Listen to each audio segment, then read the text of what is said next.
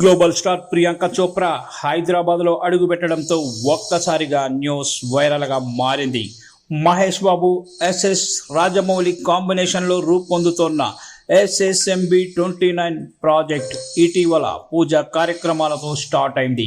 దీంతో ఈ నేపథ్యంలోనే ప్రియాంక రావడం వల్ల ఊహాగానాలు పెరుగుతున్నాయి.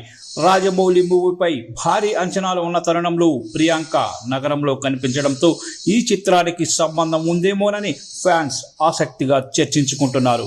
ప్రియాంక లాస్ ఏంజల్స్ నుంచి హైదరాబాద్ చేరుకోవడం, శంషాబాద్ ఎయిర్పోర్ట్లో కనిపించడం ఇప్పుడు సోషల్ మీడియాలో వైరల్ అవుతోంది.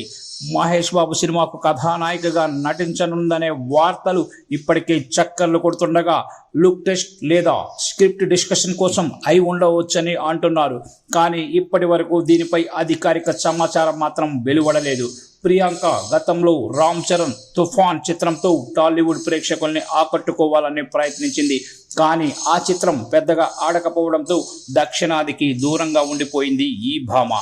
ఈ గ్యాప్ తర్వాత మరింత వైవిధ్యమైన పాత్రతో సౌత్లో తన సత్తా చూపాలని భావించిందని ఇండస్ట్రీ వర్గాలు అంటున్నాయి.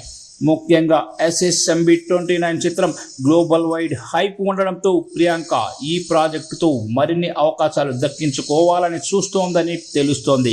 ఇక SSMB 29 గురించి ప్రత్యేకంగా చెప్పాలంటే ఇది మహేష్ బాబు కెరీర్లోనే అత్యంత భారీ బడ్జెట్ చిత్రం.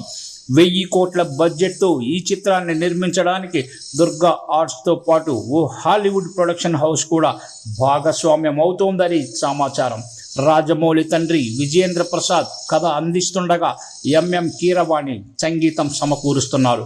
ఇక ప్రియాంకతో పాటు మలయాళ నటుడు పృథ్వీరాజ్ సుకుమారన్ కూడా కీలక పాత్రలో నటించనున్నట్లు సమాచారం.